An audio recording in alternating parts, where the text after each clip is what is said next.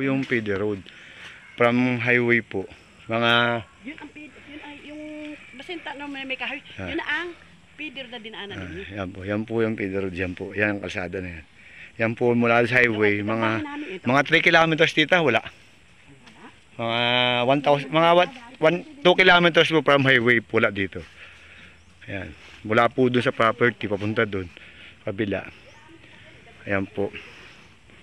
Yan po yung pwedeng pasukan ng sasakyan. Ayan po, pathway muna po tayo, papunta sa property. From release po to property, mga 500 meters. Ayan lang po kasi yung release eh. Ayan. Wala na. Ayan po ha. Ayan. Good day po mga kasama. Ito po yung 4.5 hectares. Ano barangay ito? Danlagan. Barangay Danlagan. Ito po. Ang property po ay dito magsisimula. Yan. Ganito. Pero may makukuhaan po naman ang right of way. Yan. Masyado. Yan po ang right, ang boundary. Ganun. Yan. Yan. Ang ganda po ng pisto. Ang mga tanim po ng niyog ay mababa. Dwarf ba yan? Di. Mababa lang po ang niyog ay. Nabili nila ay mura daw bili nila ng taong clearing kailangan ng tanim. Mga bagong tanim po. Ang nyug po nito ay nasa ilan, may mga 5,000. Mahigit daw po 5,000 ang nyug nito kasi dikit-dikit po. Siguro mga 5 taon na itong nyug na tanong. Mga 5 taon na po yung nyug na yan. Yung iba po mga bagong tanim. Yan. Ay kubo po dyan. Mayroong operahan, ayan po. Kagandahan po to, malinis yung property. Ayan, kikita ninyo naman. Ganda-ganda po ng pisto. May kuryente po dito. May buhay na tubig po dito. Ayan po, may mga bukal-bukal po na pwedeng i-develop. Gawing tubigan. Ayan. Ayan po. Ayan, may kubo-kubo. Hanggang doon po lahat na nakikita nyo malinis. Yan po ang property. Yan, may mga mahogany po. Ayan, oh.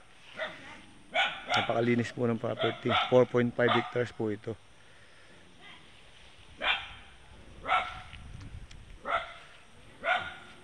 Siguro po from highway to property, mga 5 kilometers. Papasok po tayo mula dun sa highway ng Santo Domingo papunta dito. Tapos bibili po tayo ng right of way doon sa kalsad sa dalawang property. Bali 3 property po ang dadaanan natin dito na pwede po makabili ng right of way. Yan. Napakatahimik po sa lugar na to. Tsaka ang ganda po ng pwesto. May mga tanim po dito na fruit bearing. May langka, may kawayan, may kakao. Ayan. Sobra po. Kita niyo naman ang nyug, ang mababa, pero may mga ano na po, mga bunga. Ayan. Ayan, katulad niyang maliit na yun. Ayan. Mababa. Mababa po ang nyug. Yung pag-aalagaan lang din po ng hayop, maganda po ito. Kasi nasa liblib po ito. Pero bahayan po ang side doon. Bahayan din po dito. Bahayan po doon sa kabila. Tsaka po doon sa part na yan. Basta po malinis sa property. Yung po lahat ay yung 4.5 hectares. Ayan po, napakaliwalas dito sa pistong to. Ayan o, ang ganda.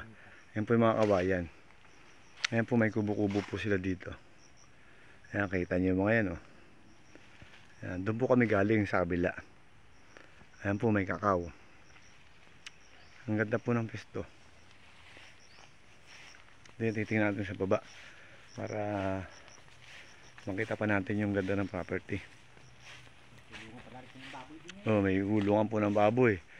Pwede po tayo mag-alaga dito ng baboy, mga 10 feet, 10 ulo. Ayan po yung koprahan nila.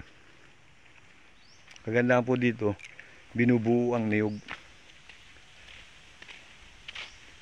Ayan po. Pwede po kayo dito mag-alaga ng baboy. Ayan, may sapa po pala dyan sa dulo. Yan po mga kawayan. May sapa po dito na buhay. Buhay, hindi daw Ayan, dahil po daming gabi. Ang mahogany. Yan, kita nyo naman sa nyog. Mga bagong tanim po daw yan. Mga, yan. Tapos yung iba po malataas na, may 5 taon na. Ito siguro mga 2 years, 3 years. Yan. Magandahan po niyan, malinis ang property. Hindi ka na po magpapalinis. Hanggang doon po sa ibabaw na yung malinis na yan. Pag ganun. Doon sa dulo yan. Tapos sa baba na yan, kasama pa siguro yan. Lahat na malinis dito. Lahat ng malinis sa side ng property. Kagandahan po nito. Ayan. Ayan po, may sapa po na buhay. Oh. Ayan. Pwede pong pakabit ang deep well para po may itong tubig, may kuryente po dito. Ayan. Pwede rin nyo po itong buhayin. Magawa po kayo ng pispan sa part na to. Yung pansarili pong pispan. Ayan po. Kagandahan nito. Yeah, siya po ay elevated ang property. Nakita nyo naman, yan lang po ang pinakabundok. Tapos side na to, ayan. Hili lang po silang konti pag ganun. Tapos pantay uli. Tapos akit lang konti. Unti-unti lang po ang bundok. Tapos pantay po uli. Malinis naman po. Kaya mga mama, sir, abil nyo na po ito. Kung pag-aalagaan lang din po ng hayop, mga bangka, kalabaw, kambing, manok, pwede po dito. Sa part na to. Napakaganda po ng pwesto. Talaga pong napakaganda po ng pwesto. Ayan. Hindi po kayo lugi. Talaga pong 100% napakalinis. Title po to.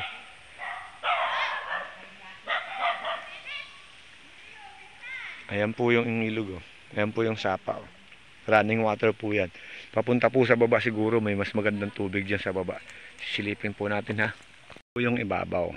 Ayan, hindi man po sa mataas. Kunti, mababa lang po yan. Basta po malinis sa property. Andun po yan, pag ganun. Tapos yung pa pong part na sa dulo. Yan, hanggang doon pa po sa dulo dyan. Napakaganda po. Tagang panalo ka dito. Ito dahil hindi rin ang niyog. Nasa 2,000 daw po ang niyog dito.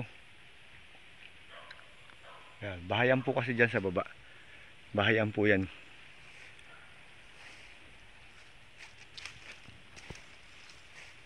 Ayun, oh. Panalo sa pwesto.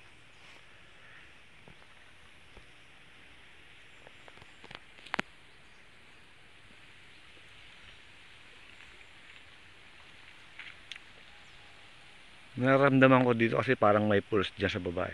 Meron dyang tubig na malakas. Titingnan po natin. Yan po ang boundary. Yan, pababa doon. Ayan, kita nyo yung mga nyug na yan doon sa dulo. Kasama po yan. Ayan. Malinis po talaga yan. Dami may mga alaga po silang kalabaw. May running water po na tubig. Na hindi po nakakatihan. Na iga. Ayan po.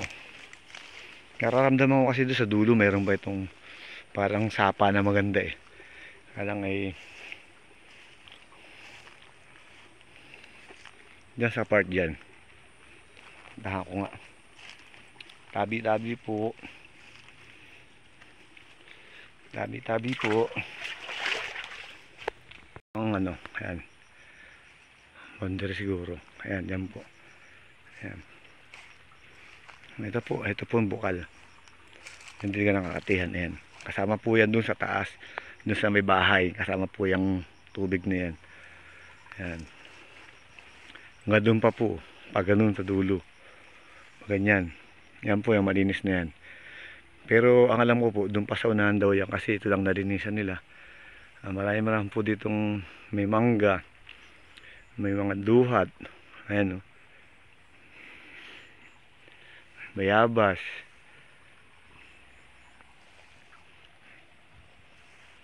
Ayun, liputi. Ayun, liputi po yung matataas din. Ayan. Ayun po, Batino. Ayun, yung Nara. Ayun. Kita nyo naman, ang ganda. Ang kawayan. Ayun po, may bahay din po dun. May mga kapitbahay nga po ito. May daan po dyan sa kabila eh. Ganda. Ayun na. Ayan po yung mga sapa, oh, yung mga tubig ayun, oh, yung running water ayun, oh.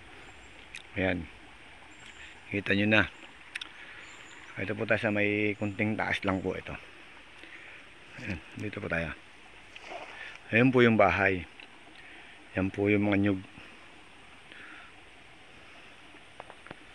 Makakapaganda ng pwesto nito.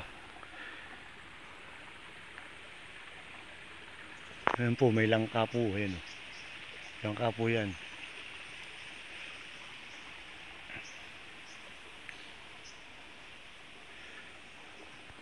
Kabilang part. Ayan po yung bahay. Dito tayo sa kabilang part dito. Ayan. Kita nyo naman yan, yung mga nyug. Ayan, oh. Ayan, oh. Ayan, oh. Daming bunga. Maliliit pa. Oh. Malinis na malinis ang property. Bakod. May bakod na ba to? May bakod na? Wala pa. Wala pa. Ayan. Hindi tayo sa napakagandang pwesto. Ayan, may, yung mga mahugan hindi yan kasama, no? Yung mahugan hindi na kasama, no? Hindi na. Ayan. Hanggang maganda ito, pistong ito. Ayan, may guyaban, no? Ah, bayabas to. American bayabas to, no? Ito.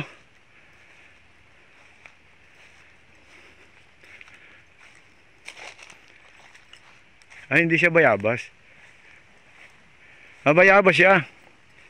Yung malalaking bayabas. Ito. Yung malalaking bayabas siya. Ayan. Ayan po. Ayan. Malilinis talaga. Ayan. May dalang hita. Ah, ano yun yung kalamanda rin. Ito. Maganda. Kita nyo ng boundary. Ayan. Yung malilinis na yung boundary. Paikot. Ayan. Ito po yung sa kabilang part. Andun po yung bahay. Dito po tayo sa kabilang part. Ayan po may kawayan. Ayan may ano ito. Parang kapito eh. Napakaganda. Napakalinis.